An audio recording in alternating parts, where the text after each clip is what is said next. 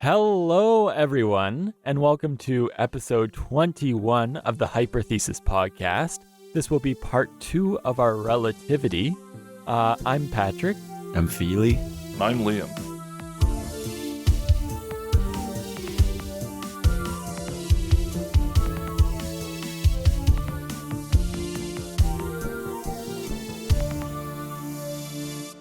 So today we have a lot on our plate to discuss about relativity.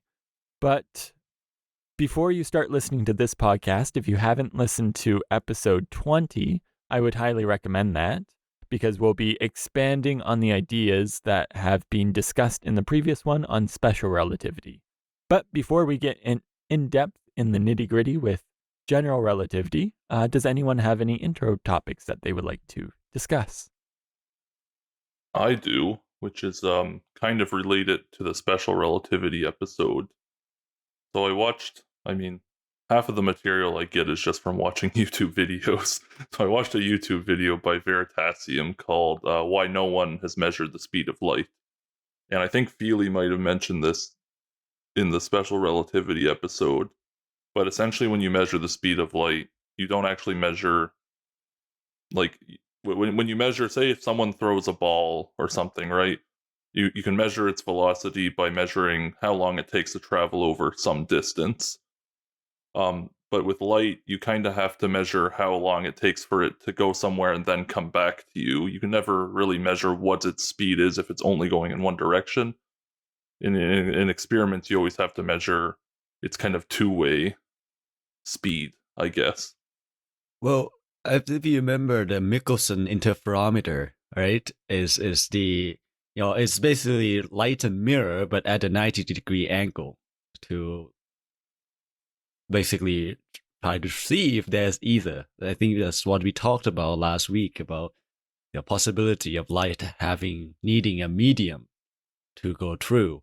And Michelson came up with a way to it looks like a simple mechanism. Like, well, it just you split the beam into vertical and horizontal and bounce it back and measure the time difference. Like, why didn't no one come up with that? This sounds so simple, right? Yeah, interferometers are they're powerful, even though they're quite a simple idea. But anyway, this video, why no one has measured the speed of light, it's a little clickbaity, but it's also a little bit true. It should say why no one has measured the one-way speed of light directly, maybe. So we know what the speed of light is. It's 299,792,458 meters per second. And we've tested this and we know it very well. But how have we never really directly measured it? So if you think of what I said with the ball, actually, better example is a car. If you drive 100 kilometers and it takes you an hour, you know you've gone on average 100 kilometers per hour. But that's according to the internal clock within your car. So, the clock on your radio or whatever. And because you're not moving at relativistic speeds, anyone else on the Earth would agree with you. They'd say, oh, he traveled 100 kilometers in an hour, so it was 100 kilometers per hour. But when you're talking about light or things moving near the speed of light, everything becomes more complicated because of time dilation, like we talked about last episode, and different observers will experience different times. Just to expand on that, so light is very interesting because when we do the calculations for time dilation, we base them off the speed of light and an object's relative velocity to the speed of light. But since light travels at the speed of light, then the really neat thing is that light doesn't actually experience time as it travels. So even though it might take, say, 4 years for light to reach us from Proxima Centauri, the nearest star, for the light traveling, no time has passed, which is just a really cool thing that falls out of this stuff. Well, it's kind of weird though. If the light travels through some kind of medium or something, right? It's losing its energy. So you're saying, like, I am light. No time has passed, but I lose parts of myself every time when no time has passed. Oh, that's weird. And and one thing about measuring speed of light one way too. I think one of the requirement of like measuring any speed is to be able to catch up with the thing you try to measure. If it's one way, right? You want to see how far it goes. You have to be able to catch up to it. But because nothing is faster than the speed of light, you can't go in front of them and say, "Oh, it's coming." It's impossible to do that. Yeah, so if you want to measure the speed of light, you can't really do it like you can't ride along with it and have an internal clock like you would in the car. So you might say, all right, let's have two clocks separated by some known distance. One where the light starts its journey and then it ends at the second clock. So you can measure the time it started, the time it ended, and then you can find like the difference in time. However, the clocks need to be synchronized so that they're ticking at the same rate, and so that when the light hits the second clock, the first clock stops. And again, you need them synchronized because now you're dealing with relativistic effects. So one reference frame time might be slightly different than the other one. So how do you synchronize the clocks? Well, maybe you can connect them by a wire, and everything I'm saying is pretty much straight from that Veritasium video. It's interesting, but it does get into some stuff that I find very confusing, but I'll try and avoid that. So you connect the clocks with a wire so that they can be in sync. So one clock has to send a signal to the other one to make sure they're in sync. The issue is that, according to relativity, the fastest something can move is at the speed of light. So your signal itself that travels from one clock to the other is at the speed of light. So you can measure the time difference that the signal travels to synchronize them, but the signal itself can only travel at the speed of light. So there's going to be a time delay between the clocks, which is exactly the original time delay you were measuring from sending light from one clock to the second clock. So the thing you're trying to measure in the first place, you need to know. So that's a problem. You're trying to measure something that you need to know in advance to do it.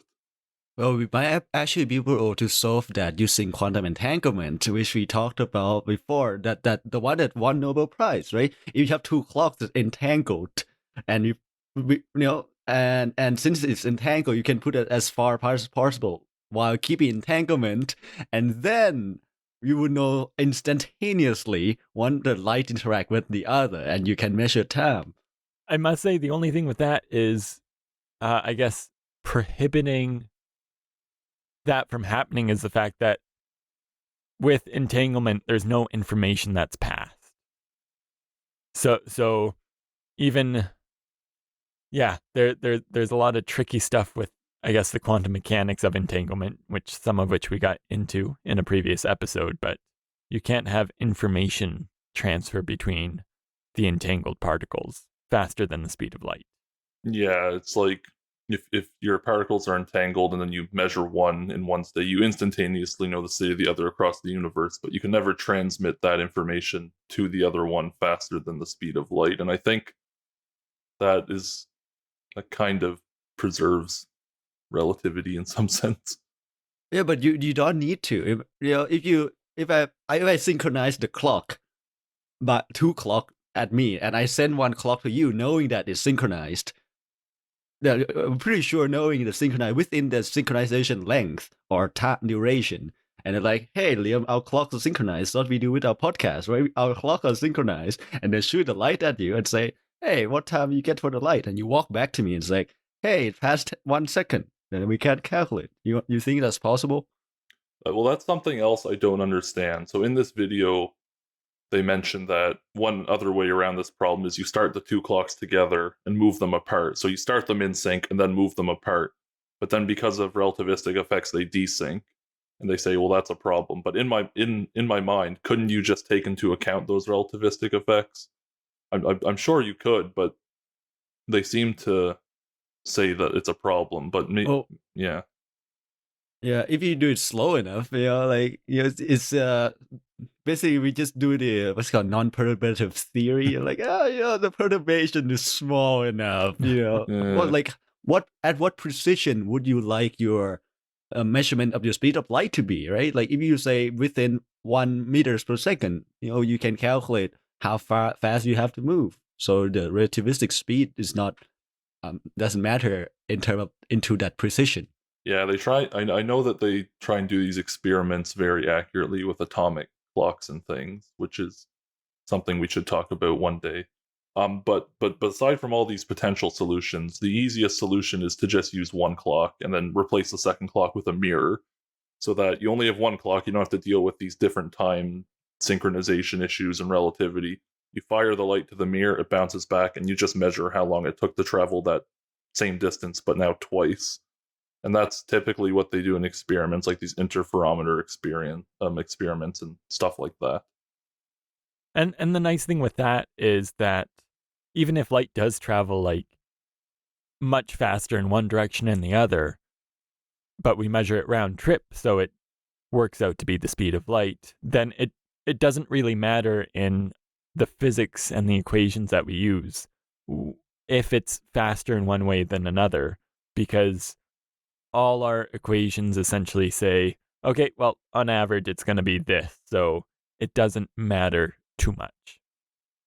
Well, one problem with using a mirror to me is that the process of absorption and re-emission from the material in the mirror is not instantaneous, is it? There's still a little time, right? So I wonder if people account for that. Probably. I know this is something that's being actively researched, is how long it takes for the absorption and re-emission to happen, because it's so fast that we're just getting to the point where our technology is able to measure the time difference, maybe, but this is an active area of research that I know of. Yeah, there's some stuff going on in that area, and related to like tunneling times as well, because it's instantaneous for all. It's basically instantaneous, but is it really? And it's the same thing with that, I think.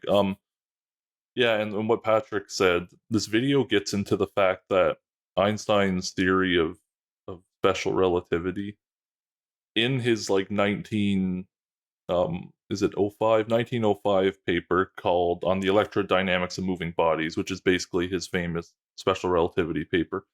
He makes this assumption that the speed of light, no matter direction, should be the same. And this isn't really related to the ether stuff. This is assuming no ether. But mathematically, since the only way we've ever measured the speed of light is two directions, um, mathematically, if it travels at c one way and c back, it's no different than if it travels at c/2 one way and then instantaneously back. So his entire theory can be kind of changed, that the speed of light depends on your direction. But I don't really like that. I think that's kind of silly. I think that why would it do that? And then you get, this is like a simple 1D thought experiment. What happens when you get in 3 dimensions? And I think it's kind of dumb, but I think maybe I'm just uneducated on the topic. But as far as I'm concerned, like, it would make the most sense if light's the same in every direction. And again, this isn't talking about what happens if there's an ether. This is something different, I believe. Just to throw a quick correction in there, I think it has to travel 2c one way and then instantaneously back, not c/2. The video keeps saying c/2.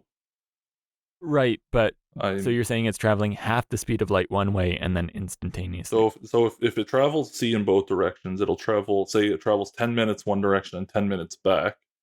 But if it's traveling c, so that's 20 minutes in total. But if it's c/2, it'll take 20 minutes to reach it, and then it will bounce back instantaneously. So it still takes 20 minutes. But again, like, it's a very interesting thought, but I'm not really a huge fan of it.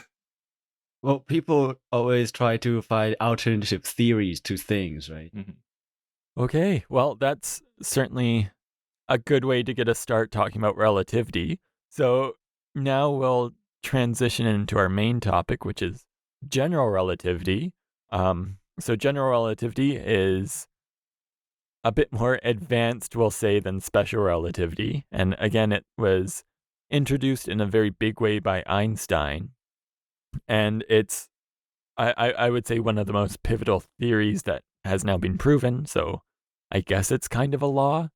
Hard to say what defines a law and a theory. But in this case, it's from Einstein in a 1915 paper, I believe. So 10 years after special relativity was introduced by Einstein in the paper that Liam mentioned, we arrive at general relativity, which has more to do with non-inertial reference frames.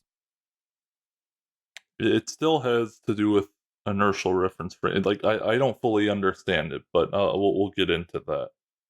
Um, yeah, it's kind of our best modern description of gravity in physics, and it's similar to quantum mechanics in the sense is that every test we've thrown at it so far, every experimental test has passed.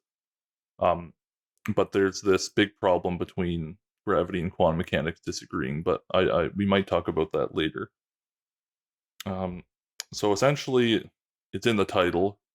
General relativity generalizes special relativity, and it also kind of refines Newton laws of universal gravitation. And what it ends up doing is it describes gravity as this geometric property of space and time. So similar to special relativity, where you take your three kind of space dimensions and you kind of take your time dimension and merge them into one space time. So this 4D theory. GR does that as well, but it also does some things different. And it turns out Newtonian gravity, so your good old F equals ma, it fails when things go very fast, and special relativity fixes that. But it also fails for very large gravitational fields, so very heavy objects in space like black holes, and as you get close to them, Newton's laws tend to fail. And so special relativity, we've assumed C is constant and that inertial observers all agree on the same physics. So if one inertial observer sees something and another inertial observer sees something, they can Lorentz transform between them and agree on the same stuff. But there's also non-inertial frames in special relativity, so frames that involve acceleration or forces. So my undergraduate research was actually related to this. So I used special relativity to study electrons undergoing acceleration, essentially due to some kind of electromagnetic field. So instead of using Lorentz transformations, there's these things called Rindler transforms, but I won't get into that. But essentially, you can have non-inertial frames in special relativity. It's just not everyone agrees on them, kind of thing, because they're non-inertial, right? Um, but I won't get into that. I definitely need to talk about that research in an episode. I just keep putting it off because it's relativity and it's scary, and it'll take me a while to reteach myself all that stuff. But anyway, back to Einstein. So he came up with this thought experiment because again, that's what he does. And he realized that something was missing from special relativity, which was that what he was missing gravity essentially. So he came up with his famous elevator thought experiment.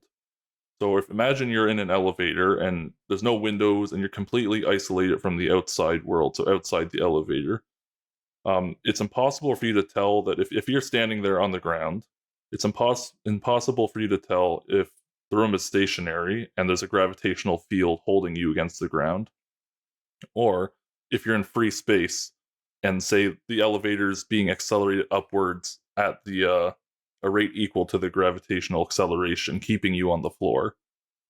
So you can't tell if gravity's holding you down or if you're in a non-inertial reference frame just accelerating upwards.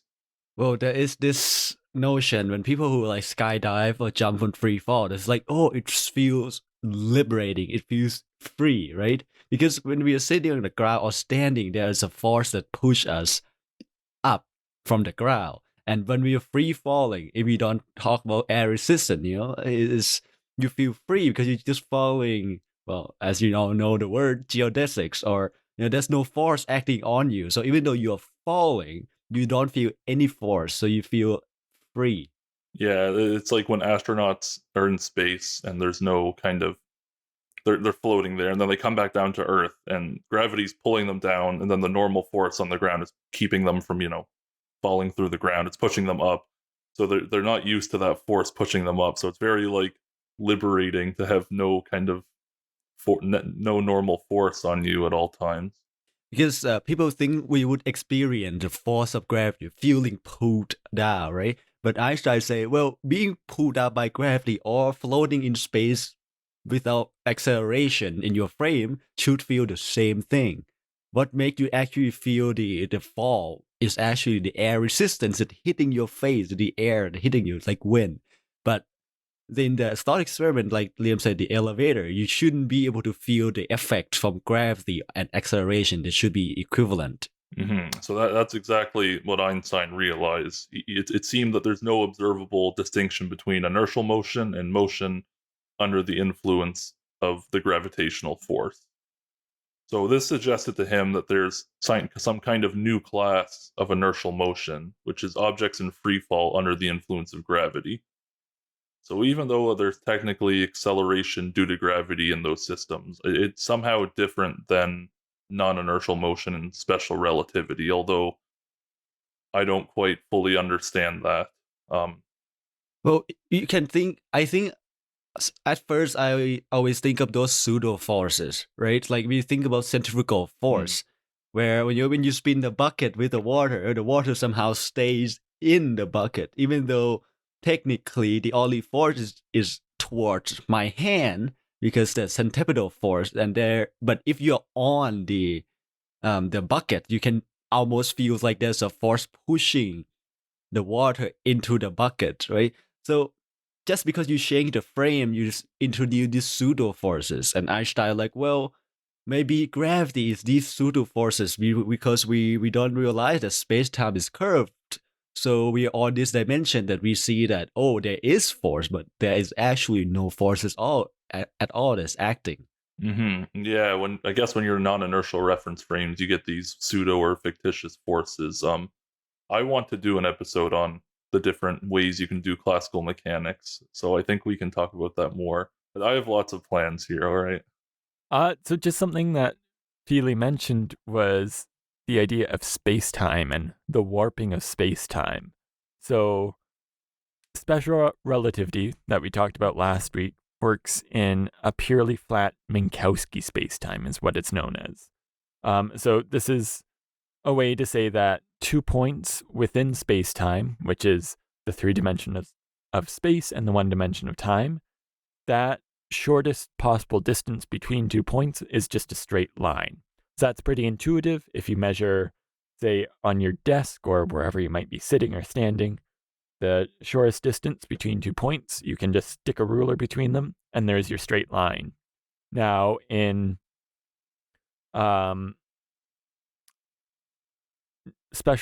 or general relativity, we introduce the idea that space-time can be warped. So it's no longer flat, and instead there's curvature, which is caused by mass or energy, more specifically. And this means that because space-time is warped, the shortest path between 2 points is no longer a straight line, but it's known as a brachiostrome, or which uses the geodesics of space-time to find the shortest path between 2 points. Well, I think, yes, the idea of space-time curvature is quite complicated. So I think we should talk a little bit on the actual geometrical curvature. Like the easiest one that we can see or even experience in our life is because we're on the planet Earth. It's somewhat spherical, right? It's kind of pear shaped, little sticker on the side. But what we notice is that, well, we draw straight lines all the time on the map, doesn't it? Right? But if you look on the Earth perspective, that is not really straight. So one thing that can prove curvature is that if you go, if 2 people go in the same direction, the line should be parallel, right? But if there's curvature, the line can cross. So imagine you're both on the equator at a different space, right? But I say we both go north at the same time. So in my head, I'm going up in a straight line. In your head, you're going up north in the straight line. We should never meet. But since the Earth has the curvature, if you keep going north, the line would cross maybe at the North Pole or before that.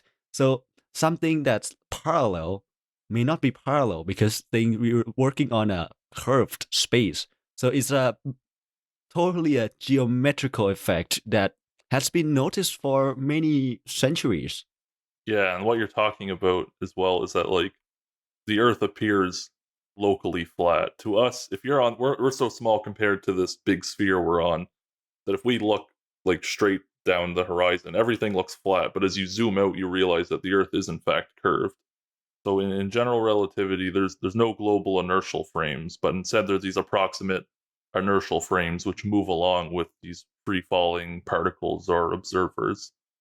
And your curvature to me is so one of the big argument against flat earther. Like it these kind of effects which can be proved. You can travel and go east and north, but the other one go west and north, and you meet, and that is discovered for a very long time. Like we know that, and the only way that could happen is that we on a sphere or some kind of curved surface, right?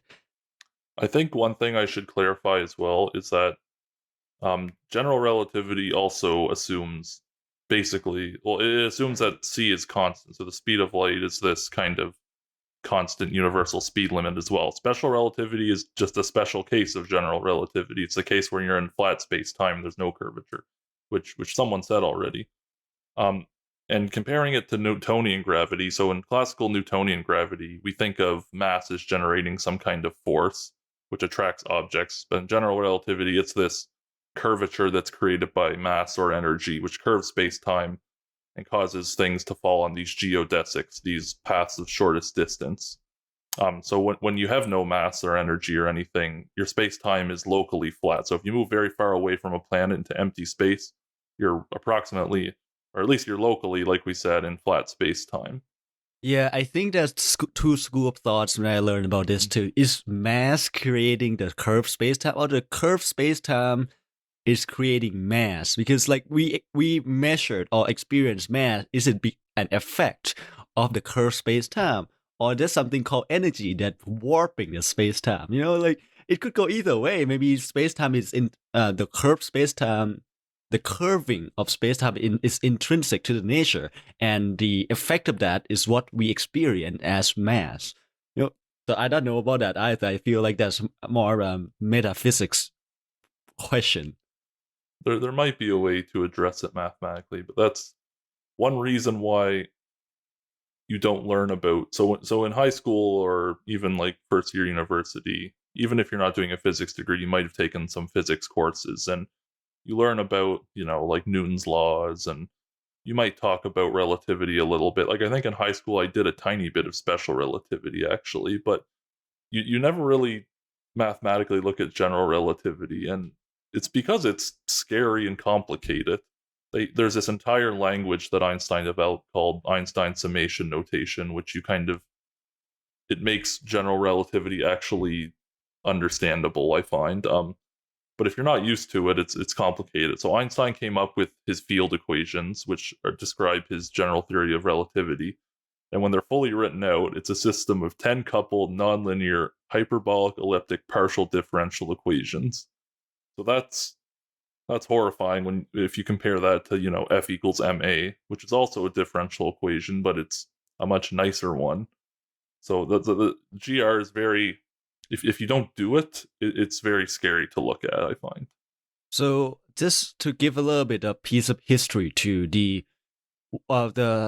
branch of mathematics that study this type of curvature and stuff has been around before even general relativity. It's just called differential geometry, but it just didn't really have a use until Einstein came along and said, hey, you know what? This fits along with GR really well, and people want to GR has to study differential geometry, and nobody, like very few people study differential geometry at the time, right? But now that modern world, we know that we need differential geometry, which is how to do calculus in curved space-time, and that's became increasingly difficult. And the language of mathematics that are required to study GR just beyond undergraduate level is really difficult to do. Yeah, it's kind of like quantum mechanics and general relativity. They at first when people first propose them, you think, well, this doesn't make any sense. Why would this be the case? And it was same with Einstein. Like, why is it that time and position are not these absolute things that people agree on?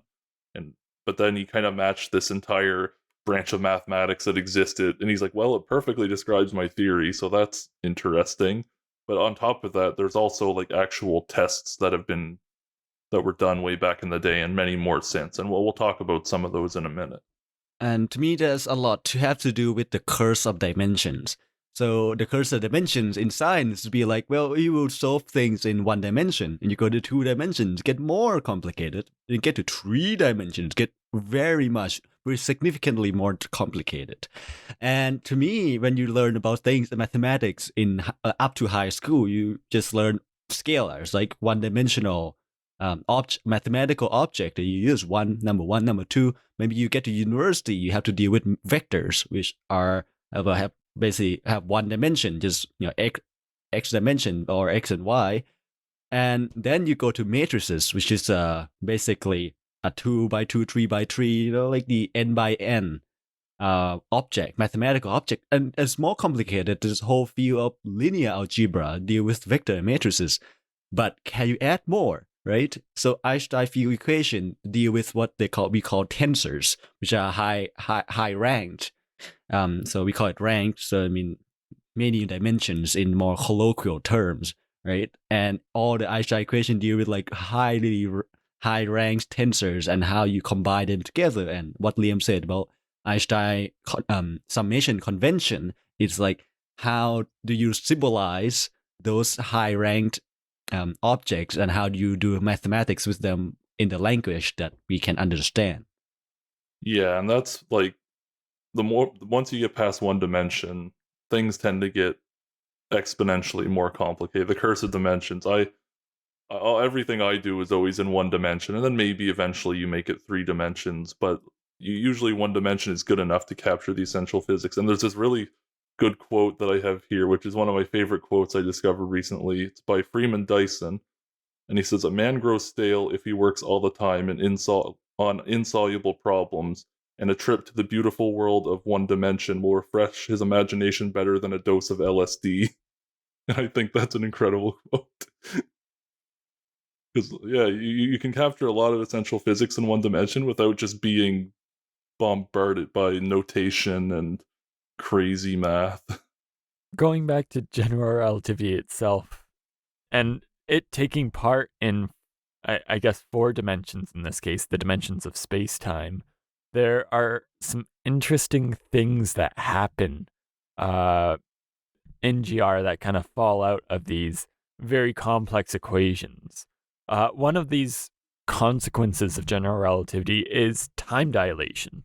So if you remember from last episode, we learned that as you move closer and closer to the speed of light, time slows down for the person traveling relative to a stationary observer. Now, a similar effect happens in general relativity, but it's known as gravitational time dilation.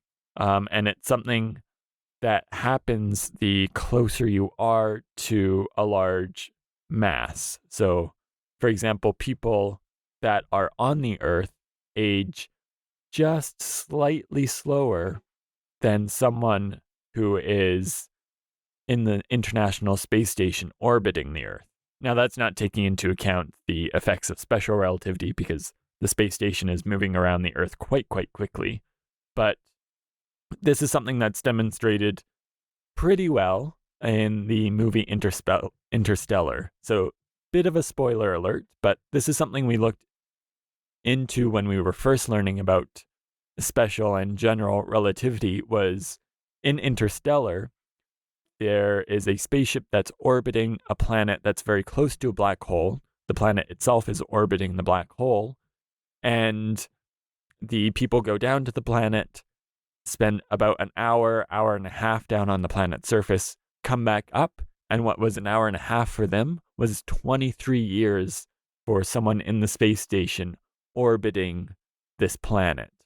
So this is an example of time dilation in general relativity, because the people who were closer to the large gravitational source, in this case the black hole, aged much slower than someone who was further away from it. Yeah, I like to call it gravitational time dilation to kind of keep it distinct from time dilation that occurs when you're moving at a fast velocity. Excuse me. Because general relativity includes kind of time dilation from special relativity, and it has this gravitational time dilation. And one kind of, you might say, okay, that's neat, but like, why do we care? Well, it turns out if you've ever used a GPS, you need to take into account both of these types of time dilation.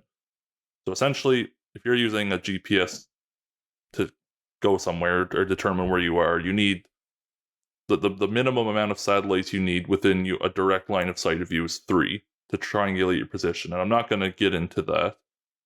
But the clocks on each of these GPSs will be very, very slightly off as time evolves. They might change due to general relativity.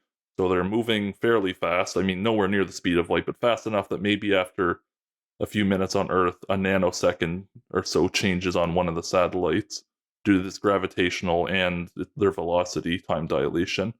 So if these satellites do not take general relativity into account, they will pretty quickly desync.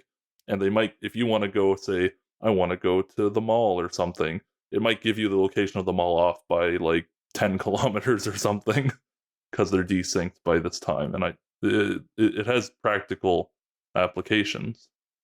Oh well, the satellite effect is actually like is I think the times orbit like microseconds, but if you think about the scale that they need to calculate the resolution of the distance, right? It makes sense that maybe 0.0000001 second would create a difference in 10-20 meters, right? And you want your GPS to be absolutely accurate, then you have to consider this. And they probably found it out later because like satellite technology has come out after all these stuff, right? Be able to shoot stuff into space and get it to stay there and have the means to communicate.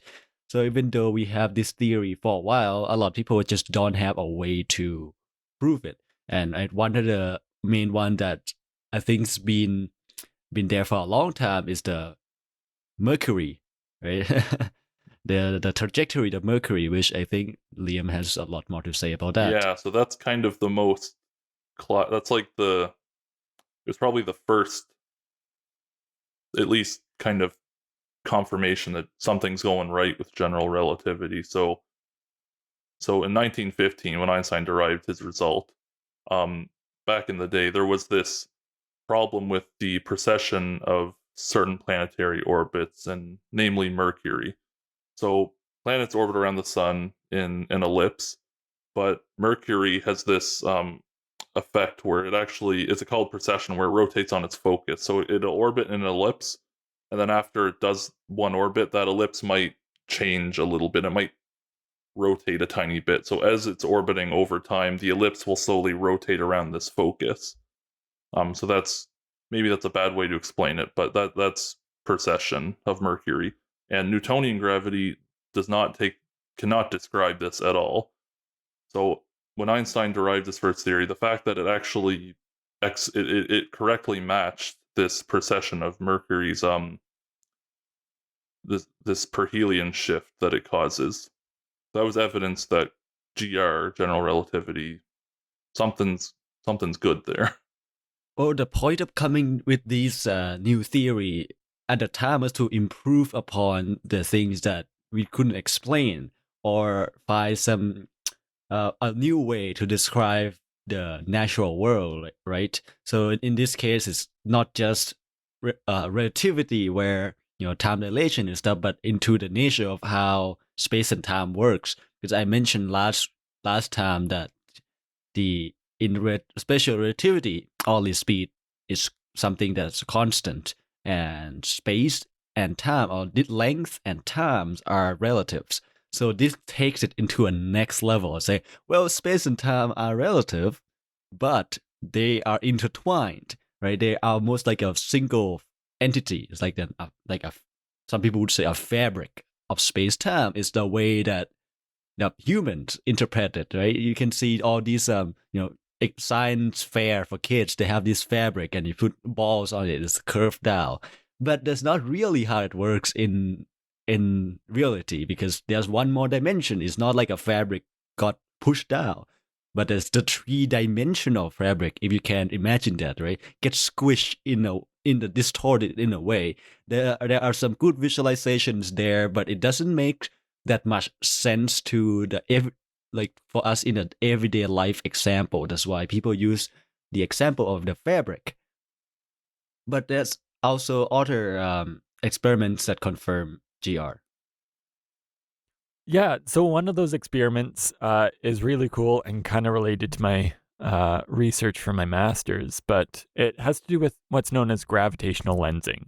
So thinking about that experiment where you have this like stretchy material with some, say, marbles or heavy balls rolling around on the fabric, that shows you that mass has some sort of effect on the fabric of space-time.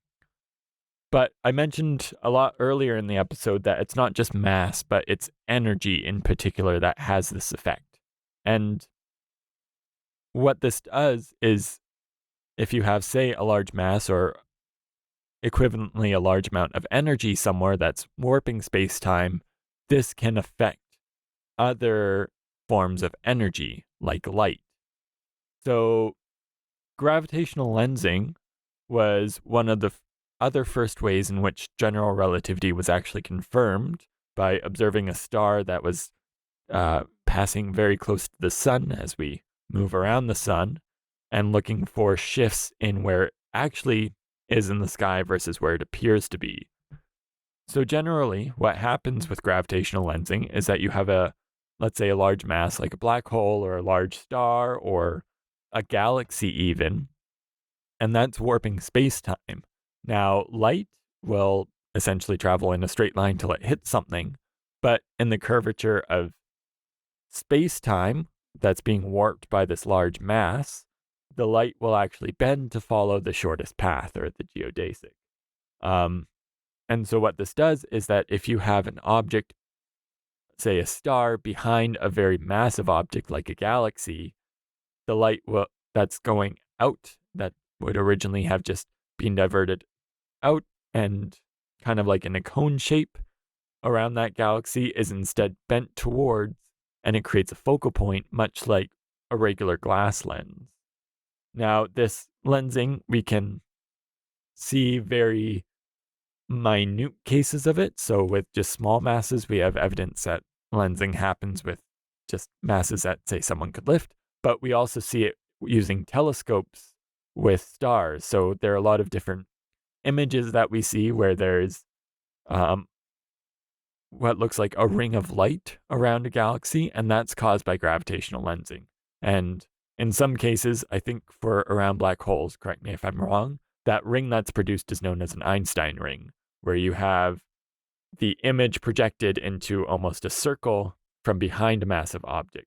And so that's what the lensing is doing, is it's taking the light emitted by a source and then bending it and then focusing it, say, on the Earth. This is also one of the first ways in which we discovered dark matter, but maybe we'll get into that a bit later.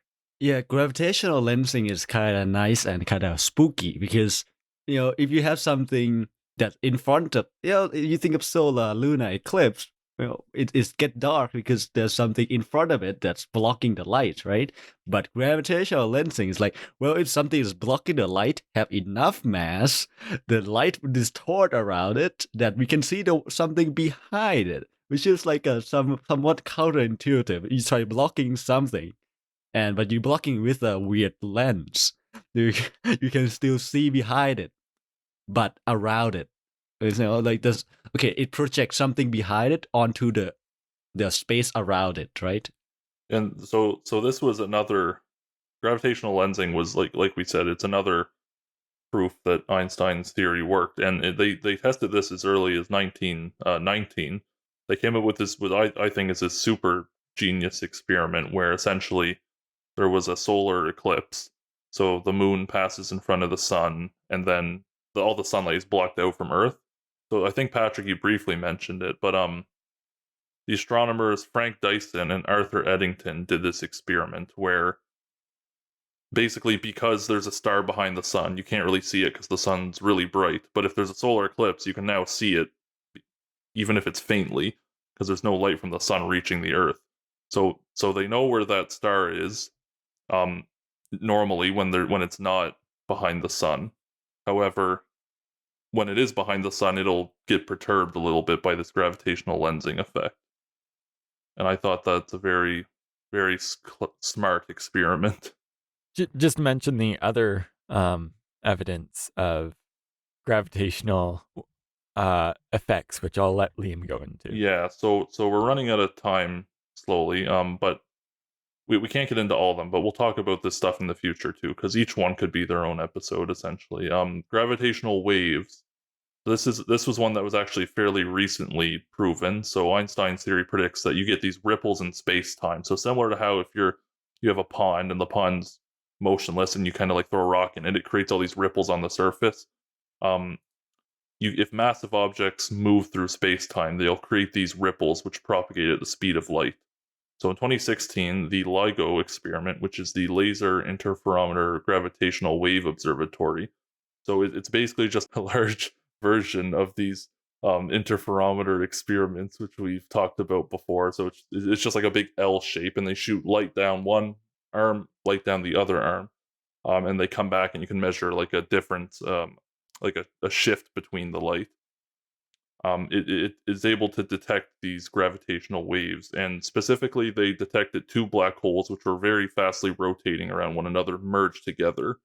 And I think we should actually cover that at some point. So that was experimental verification that gravitational waves are a thing. Yeah, I think one thing about that too, they say, oh, it's like space ripples of space time, but it's really, really slight. It's almost like non-detectable. That's why we need these kind of like merging of large black holes to create a ripple large enough that far, far away still have this really tiny, tiny effect on Earth. Yeah, it's interesting. Also, the energy that goes into it to create these ripples, because as you have these spinning black holes, they have some sort of kinetic energy as they orbit each other, but some of that energy is lost to gravitational waves. And as they spin faster and faster, more and more energy is lost. Yeah, and it's a huge amount of energy that's lost in gravitational waves, and a very tiny, tiny amount of it hits us. Yeah, there are so many things to talk about in general relativity, and we're going to have to do some specific episodes on like LIGO and even black holes, talking about them in depth. And there are many things like warp drives and wormholes, which is just, again, rabbit holes in which you can fall into for hours. Yeah, those are all things that general relativity predicts, but we've talked about black holes a lot before, so we'll get into this one day. But I think yeah, take it away.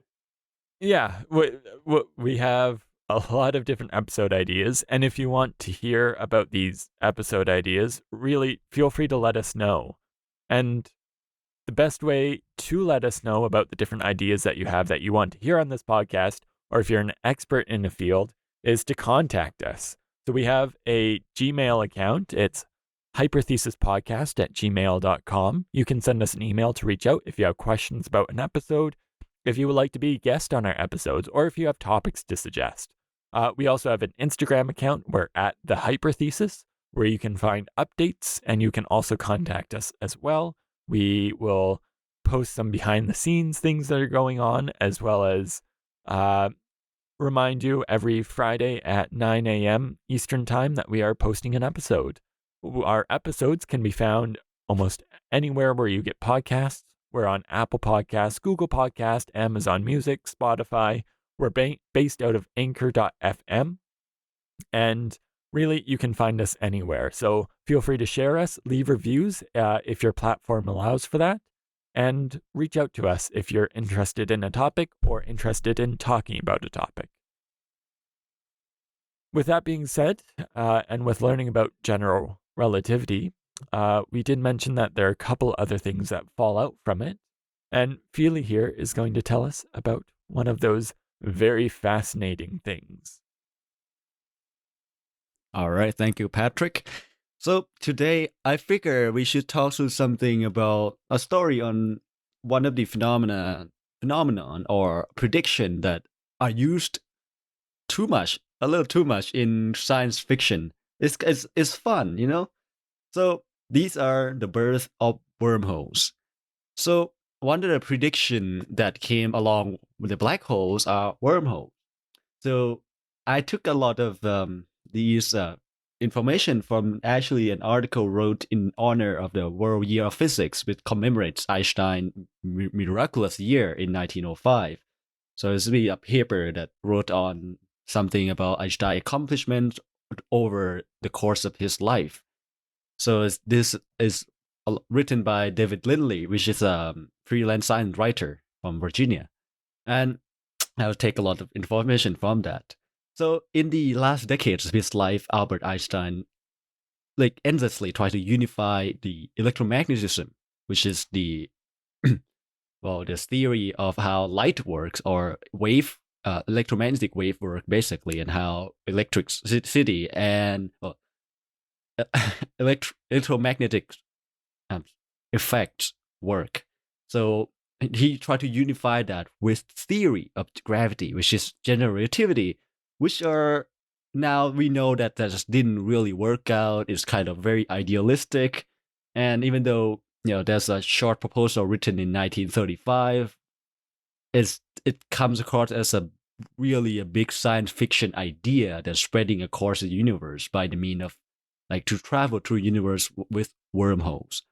So from the modern perspective, and this paper that came out also shows that how general relativity can pose these mathematical and conceptual difficulties that even Einstein has difficulty with.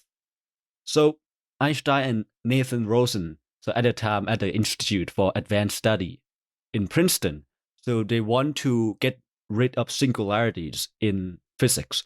So singularity is when the mathematical quantities becomes infinite or not well defined. So something as like the concept of we talked about before at the middle of the black hole, at the center of black hole, what we call the singularity. So in the black hole, basically, Carl Schwarzschild calculated the curvature of space-time that would happen when a point mass became supermassive. And so Schwarzschild came up with a solution that came up with the mathematical singularities at zero. So basically at the distance of zero from the center, which is the center of black hole. So we know it as a Schwarzschild radius, which is what colloquially known as the event horizon. So the interpretation of these Schwarzschild solutions to avoid this singularity by Einstein and Rosen, they try to get rid of, maybe there's no singularity. So in the 1935 paper, so instead of having this singularity in the middle, they imagine a path radially inward instead of trying to cross the spherical shell, which is the event horizon, to the center. So Einstein and Rosen show mathematically how to match the path onto another track that goes outward again, but into the separate section of space-time. So it's going to a different place. So imagine a funnel, like a shape of a funnel that pull down two rubber sheets connecting at their necks, providing this kind of tube-shaped continuous path from one surface to another. So basically, it creates a connection or like a bridge between two space-times. So looking at it from the farther away perspective, it's almost like, looks like a way to connect two points in space that we can travel to. So part of the solution represents the gravitational effect of a mass because the space-time is curved significantly. But there's really not really a physical body of the black hole or whatever that is. Einstein and Rosen also added the electromagnetic field to the solution. It was like, how do light or electromagnetic fields work in that solution? So what happened if a charged particle, a charged body go into that? So they want to construct that solution to offer a starting point for a unified theory of gravity and electromagnetism, because basically, if you want to create a theory of everything, you want to be able to explain how electromagnetism work under gravity. But what Einstein and Rosen Rosen tried to do is to base everything on fields, avoiding point particles. So no point particle and singularities, just fields, which are more like you think of fields as continuous object, just it's a field in space. But not until 1939 that the modern idea of a black hole that became more popular. And basically only later the subtleties of the Schwarzschild solution fully understood that at the time they didn't understand that this could be a black hole. They had a solution which Schwarzschild said, oh, there's Schwarzschild's radius that what we later known as event horizon. But later on, the singular radius that Einstein and Rosen worked hard to avoid became event horizon. Although it is one-way surface that can pass only going in, but nothing can come out. And because all physical quantities that well-defined there is not work that well at the event horizon, which later on Stephen Hawking, as Leah mentioned in earlier episode, kind of prove otherwise that there is actually a way to get out of the black hole.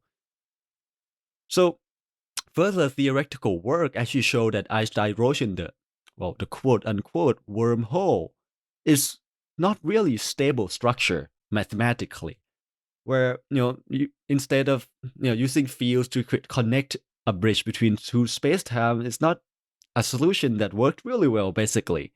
And for anyone or an observer trying to pass through, the wormhole would in the prediction would open up and close way too fast. So even a photon cannot get through. Like, if wormholes were to exist, it would open and close too fast that nothing be able to pass through.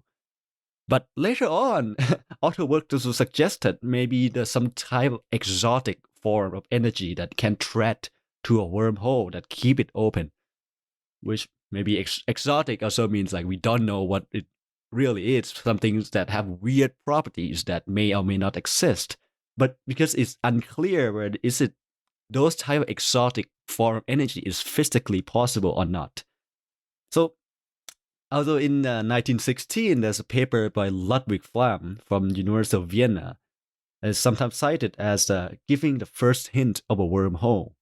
There's a quote, "You definitely need a high sight to detect it," says Matt Visser of Victoria University in Wellington, New Zealand.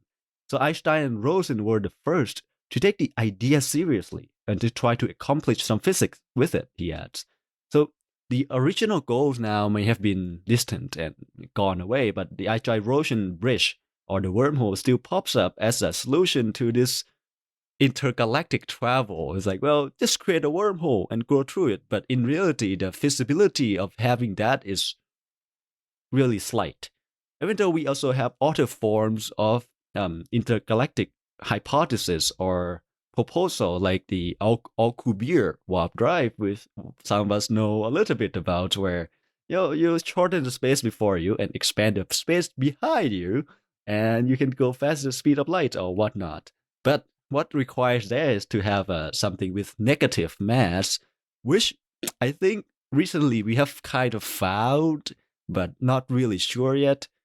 So there are many other, predictions and hypotheses proposed on people how to intergalactic travel. Even though when Einstein and Rosen came up with, they didn't think about how to travel intergalactically. They just think about, hey, here this complicated equation. This is a beautiful solution by Schwarzschild, but are there other solutions that don't require singularities, which are mathematically frustrating to work with? Anyways, that's the story for the wormholes today. I hope you guys have a great time. Yeah, so general relativity, that's how you know it's a good theory, is that it appeared, it solved some problems, but it also predicted a lot of things. And also there were a lot of cool sci-fi things. So Star Wars, Star Trek, all that stuff. They use this stuff all the time. Well, maybe not Star Wars as much, but Star Trek definitely does. Well, yeah. Thank you, Feely, for the story about just a very neat aspect that comes from the general relativity equations. And I hope that from the discussion in this episode, there's a newfound appreciation for just how complicated the universe is, but how simple it can be described using the different theories that essentially one man, along with standing on the shoulders of some giants, came up with. I would highly encourage you just to Google general relativity equations and just to see how simple they are, at least in appearance, maybe not so much mathematically. But with that, thank you very much for joining us in our part 2 episode of relativity. We'll end our discussion of relativity here, but there will probably be a lot more to come, especially as we delve into other people's research, some of whom may or may not be present. So thank you everyone for joining us for the episode, and have a good day. Have a good one. Take care.